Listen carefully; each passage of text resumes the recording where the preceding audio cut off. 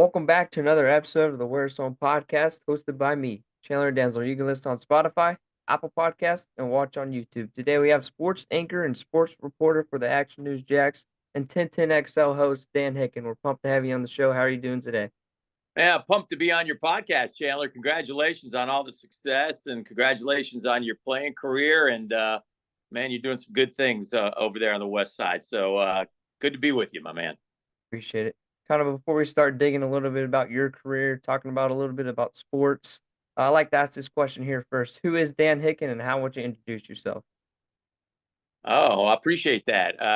In a nutshell, Dan Hicken is a family man who loves the Lord, and Dan Hicken is a guy who's been blessed to be able to be a sportscaster in this awesome city of Jacksonville, Florida, for almost 40 years. So, man, I'm just one of those guys living a dream in this great country. I'm just, like I said, I'm really blessed. I've been able to live in one place doing sports, which doesn't always happen, and been able to work at two TV stations in town, great radio station, and I've never really had to work a day in my life. Don't tell anybody that because I get paid. So, but that's and I got three great kids and a beautiful wife, and yeah, man, I'm good. I'm good.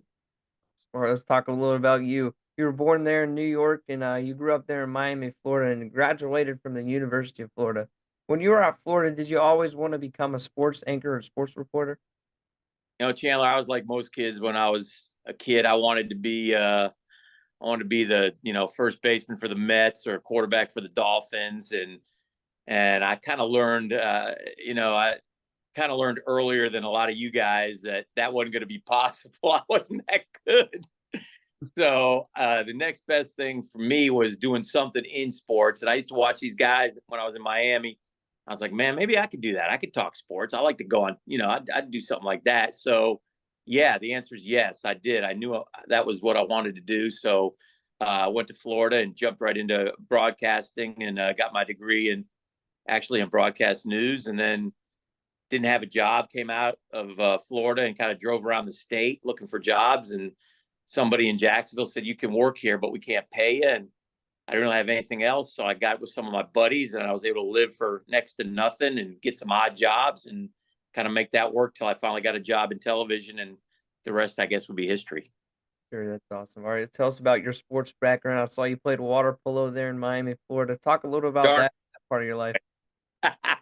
Like I said, I loved all sports, and I went tried out for basketball in high school and didn't make it. wasn't good enough.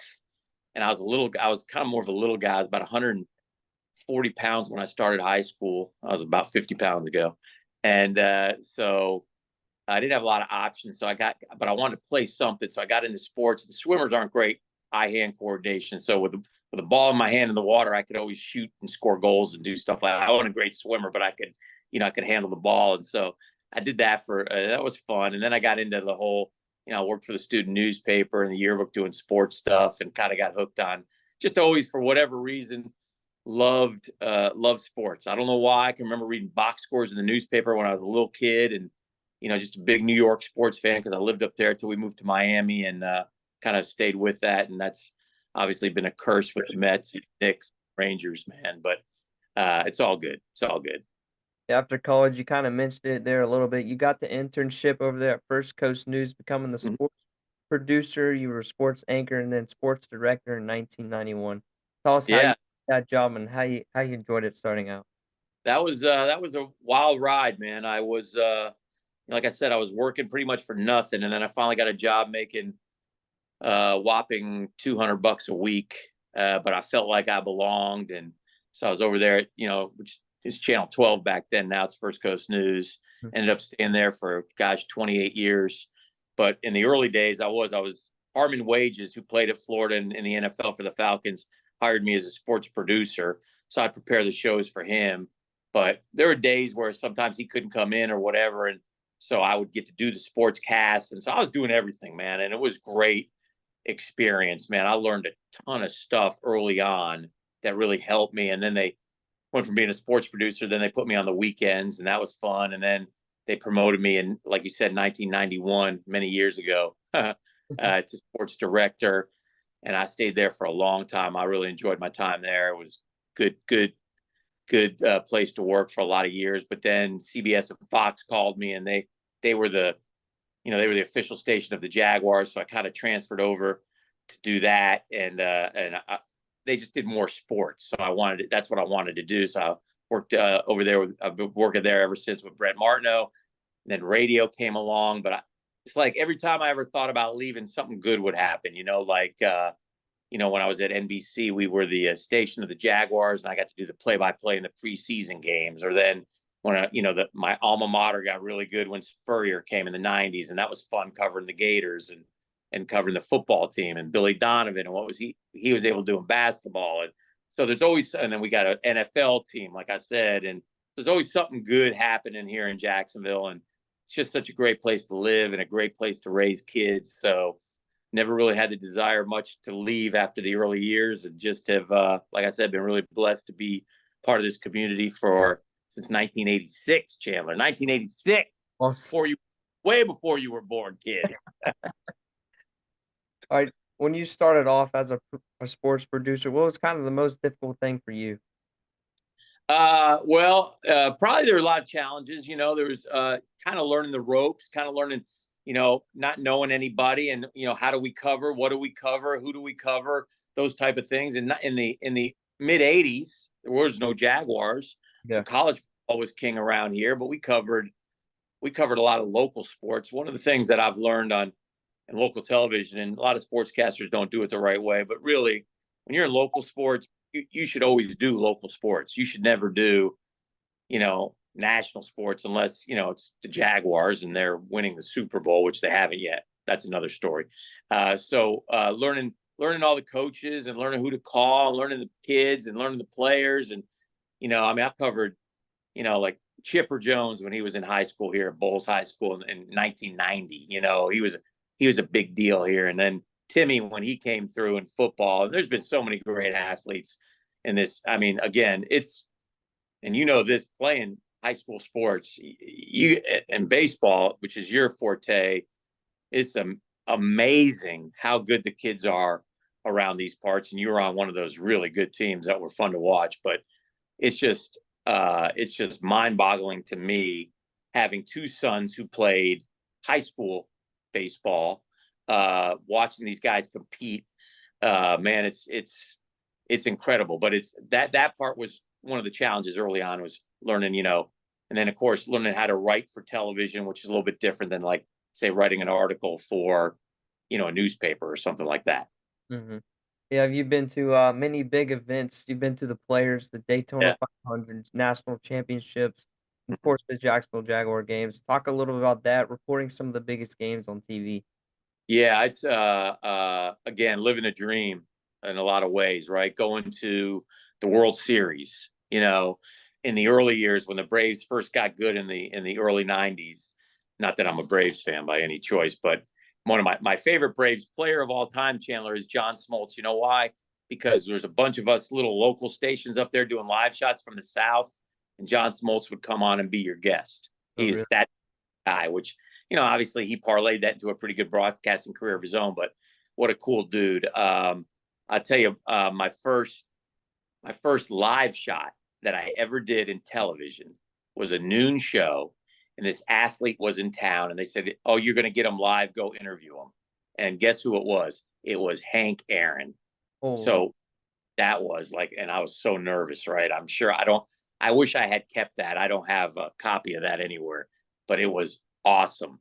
But I've been to, I think 7 or 8 Super Bowls.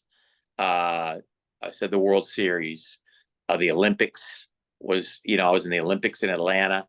I've been to every major bowl game because of Florida and Florida State. So national championships for your alma mater. I always tell people, Chandler, the one thing I haven't covered in television that I desperately want to cover is the hometown team in a Super Bowl. And I'm not going to be doing TV a whole lot longer, a year or 2 at most, probably, maybe 3. And so after that, we only got a few more shots. So if you're watching Chandler Dantzler's ever popular podcast, Trevor Lawrence, get this team to a Super Bowl so I can go cover it for television, because I'll cover it for radio, which is fun, but I still always want to do it for TV too. That would be awesome. It'll happen soon, hopefully soon. Hopefully, yeah. All right, pick one sport, one of your favorite sports to cover. What would it be? That's a great question. I'll say this now. I love all sports, okay? And I love covering. I mean, I'm a football fan. I'm a baseball fan. I love the main sports. Covering my alma mater is as good as it gets, or as painful as it gets. And I've always been kind of people will say, well, you got to be balanced, you got to be fair. And I'm like, if I went to Florida, I'm going to be rooting for Florida. So I just honest about it. I'm just telling you straight up, I want the Gators to win. And I've had fun with FSU fan through the years, so that's been kind of cool. But I've had so much fun if I'm at a big high school game. Mm-hmm. I love that. Your game, I wasn't really covering it, but I was there watching you when you played Bishop Snyder, and you guys, those are experiences that you'll remember for the rest of your life. Yeah. And I love that part of it.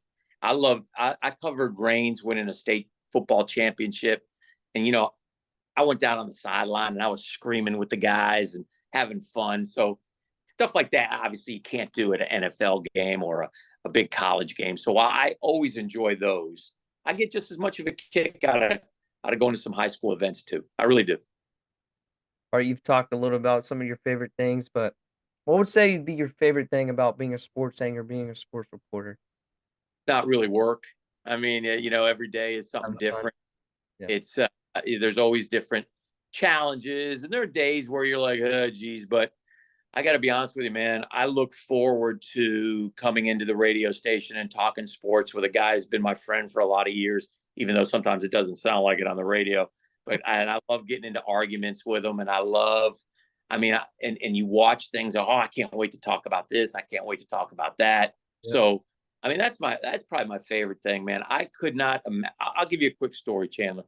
I've got obviously a ton of good friends that my boys that I went to college with, we're still friends 40 years later. We go on golf trips and stuff together. And there was one time I was going to one of my buddies to pick up something at his workplace. And he worked at a desk. I said, what exactly do you do, man? And he goes, want me to show you? And I'm like, yeah, show me. What do you do? So we walk back to his his desk, and he's successful, making good money. He dials up his computer and he puts up all these numbers. He goes, you see all those numbers? And I go, yeah. Because I stare at those all day and I try to figure out something about, and I'm like, oh man, that's a tough job, man. I don't know if I could do that for, 8, 9, 10 hours a day, man. I have a lot of respect for people who I say work in the quote real world. So if you want to go into broadcasting, you're off to a great start. It's a blast. It's different than it was when I started, but there are a lot of different kind of opportunities like what you're doing here that would work. And I teach a class at UNF, Chandler, and I kind of try to talk about my experiences. I try to bring in people who I know who are successful, who are in broadcasting or not in broadcasting, but were in it and moved out of it, just to give the kids an idea of that there are opportunities out there, but man, you guys got to go find them. You got to go get them. You got to go work at it. And that's what I like what you're doing. And why I was happy to come on, because it's obvious you enjoy it and you're out there getting after it already and doing stuff. So yeah, but the best thing about it is, man, if I put on a suit for TV, I put it on at, 6:51 and 6:52, I go out and do the show. 6:55, I'm done, and I come out and take the suit back off. So I rarely wear a suit. You'll see me in a golf shirt and shorts pretty much around town. You kind of mentioned high school baseball here in Jacksonville earlier. You're kind of big into the high school Jacksonville area with both your sons playing here. We're very lucky to have some of the best coaches and some of the best programs here in this area. Why do you think that is? It's a great question. I don't know. I tell you what, you're blessed though, because depending on your skill level will take you as far as it can, and you can, you'll keep trying to get better and better and better. And I've watched this with my sons too, and neither of them were professional baseball prospects or such, but they love the game and they love to play and they try to get the most out of their ability. But the coaching that you guys receive is unbelievable. And whether it's hitting, whether it's field. I mean, just the little things. And I feel like my boys both were blessed with really good coaches, not just growing up, but into the high school level. And now, Brooks is at FSCJ, and those guys have been great to them, and they're really super people, and kind of become more of a JUCO bandit is what I am now, Chandler. I'm all about the JUCO ball. So I dig that. And I like watching, I see all these kids with so much talent, man, and just living the dream. And it's when you get to a place like that, you find out if you really do love the game too, right? Because there's no more big crowds. There's no more, it's just, you're just out and on your own, getting better, challenging yourself, and trying to see how much, more you can improve. So why the coaches are here? Well, it's a great place to live. That's number one. So that for sure would be a big part of it. And we got I think a lot of the guys who played the game like to go into the game and teach what they learned. And I think that's been a big positive for our community, looking at, some of the guys that I know. And I don't want to start naming coaches because there's so many of them. And I'm partial to a few of them just because, my sons were with them. So, but they're all great guys. They're all great guys. Let's dig deeper here into baseball. This is kind of a tough question. You've been around baseball for a long time. What do you think the biggest difference is between high school baseball and travel baseball? You know what? I ask you guys this question because I should ask you that. I think high school baseball, you play more. I think high school baseball, you play more for your team. Yep. I think travel ball, you play more for yourself. Don't you think? I agree. I mean, that's the biggest difference. And I'm okay with travel baseball. What I hate about travel baseball at a young age is it's basically killed like little league ball. Mm-hmm. Like, I mean, I got a 29-year-old son, and he started playing baseball at 8, which is kind of late, right, in this day and age, right? But he had eye-hand coordination. He was decent, and he played in a park. He played Jax Beach, big park, lots of teams, a lot of fun. But the problem with little league baseball that I always thought is, man, it's over in like May. I'm like, we got the whole summer here. What are we doing? Let's play. I didn't know about travel ball then the first couple of years until I learned about it, until I started getting invited to go play it. So I like that part of the travel ball. But then it became everybody plays travel ball. Nobody plays, just league ball at the parks. And so I don't like that part of it. I just think, but I do think there are some kids who just love high school baseball, love being teammates, love helping the team in any way they can. Travel ball, I mean, I know some coaches like in travel ball, you're not bunting. You're not here to bunt. It might be a bunt situation, but it's not. I want you swinging the bat when you're up there. That's the goal. So I think that's the biggest difference. And I don't know if that's good or bad. That's just the way it is. I think travel ball has got a little out of control around the country, and I don't think it's necessarily. I don't know what the solution is, Chandler, but especially for the pitchers, man. What is every pitcher in high school? What do they care about? Velo, right? Yep. But I think if you get heated up if you pitch through the summer, you pitch to say August 1st, man, I'd like to see you not pitch again until next year. Mm-hmm. That's a big part of why we got so many arm issues and why all these kids get Tommy John so young. And look at all the high school kids who are first round picks in the big leagues, because that's what everybody wants to do, right? Mm-hmm. Want to go play professional ball. Well, they might throw 96, but their body ain't ready to throw 96. Exactly. And guess what? And then the other thing that I really don't like you might finish in August, and then we're going to have, hey, Chandler, why don't you come to our showcase in October? Okay, well, I haven't been throwing. Well, now what? But you got to go out there and you got to heat it up quick. Yeah. So that's how it happens. I wish, and everybody says, well, coaches always tell you, I want you to play other sports. They really don't want you to play other sports. They tell you they want you to play other sports, but they don't really want you to play other sports. They want you to focus on your game. So I guess to me, though, that's the biggest difference with high school and travel, to answer your question in a long-winded way. Yeah, for sure. All right, this is kind of a question. What do you think it is?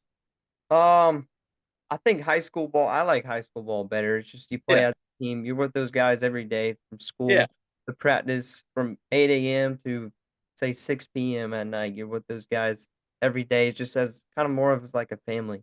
So I kind of like high school better, and travel is more laid back. You just show up. Yeah. Most teams, you don't really know the guy.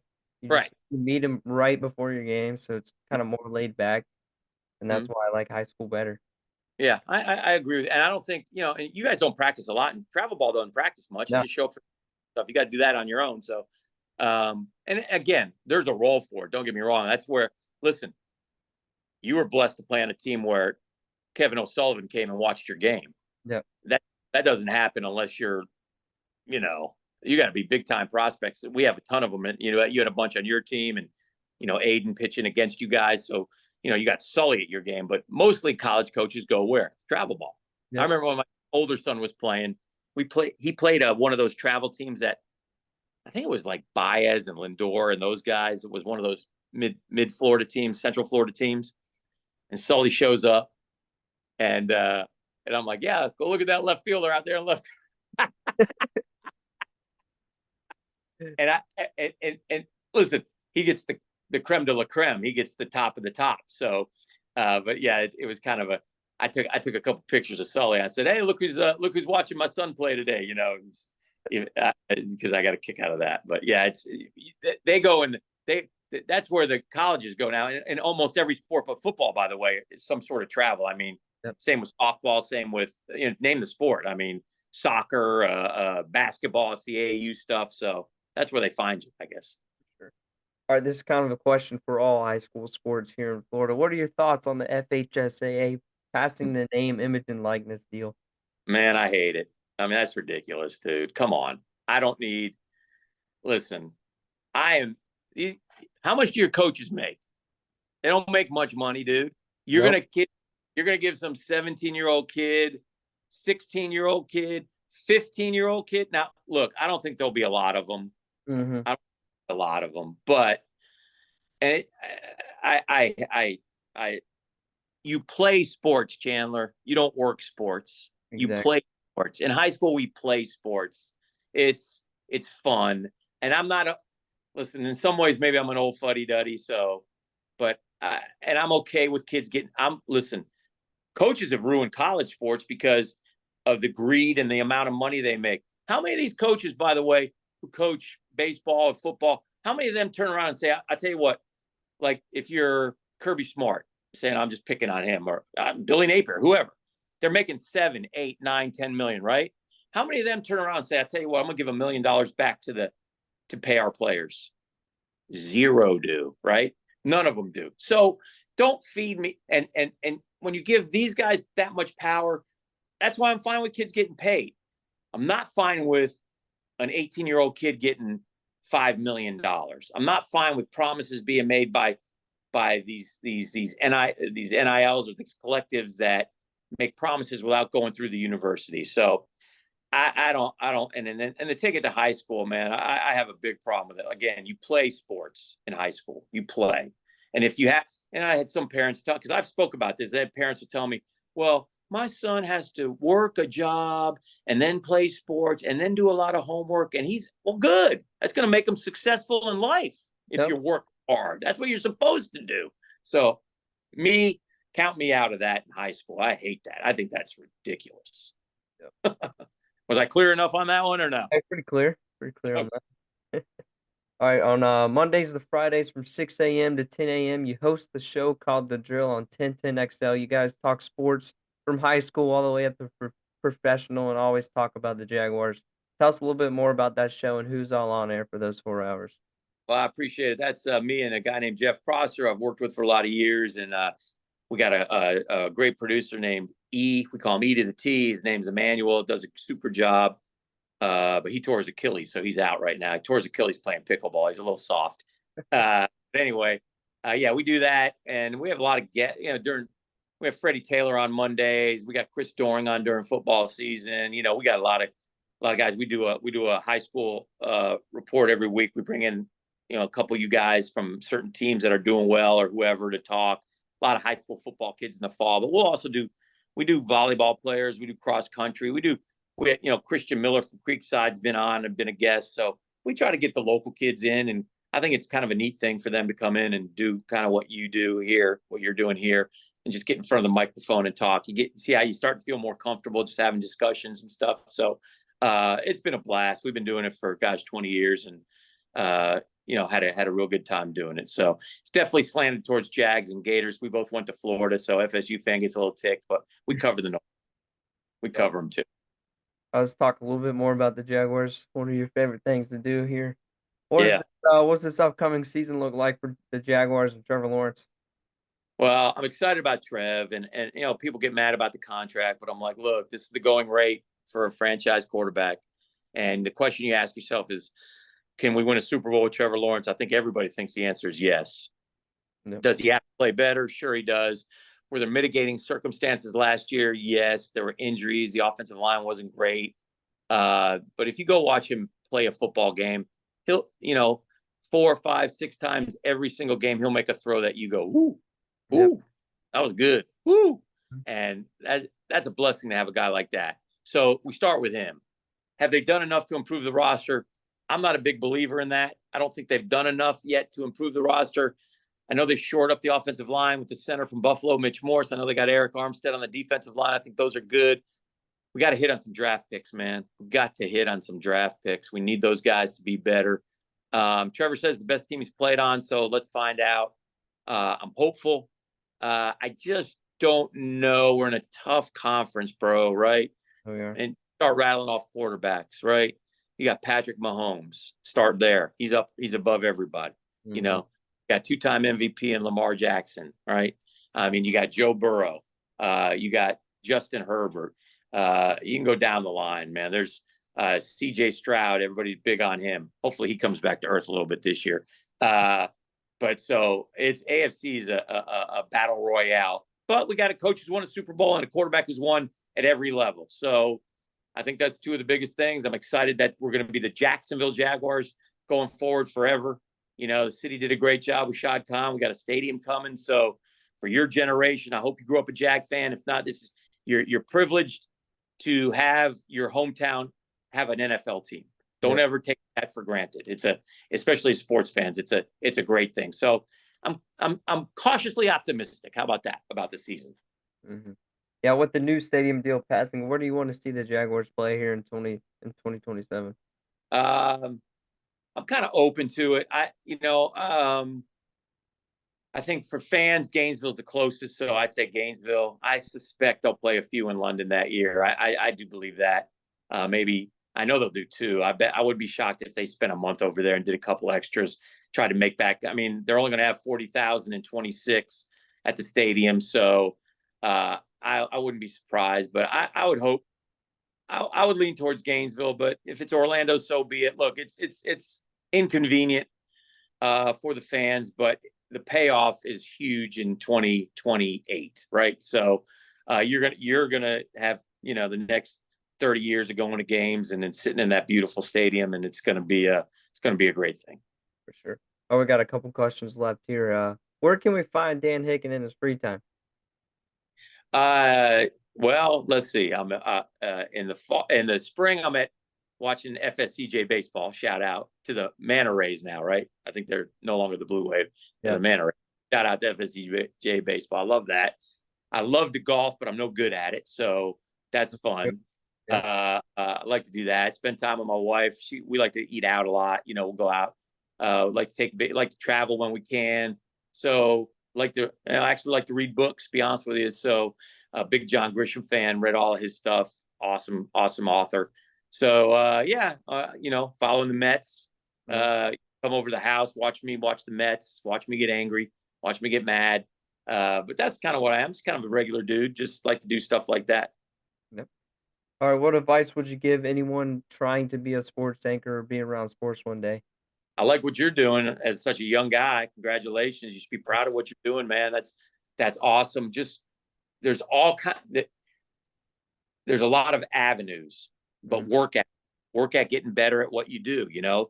Do a podcast. If you don't have a podcast, practice doing play-by-play while you're watching a game. Turn the sound down. You're sitting in a room. Do the play-by-play if you love baseball. I always ask Daniel Murphy comes on with us, by the way, on The Drill. Jonathan's brother. Daniel.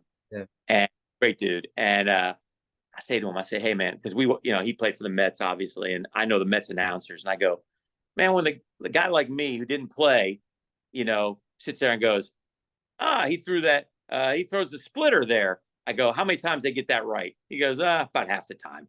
In terms of identifying the pitch that they're throwing. I mean, we can all tell the fastball, it's 95 and it comes straight, it's fastball.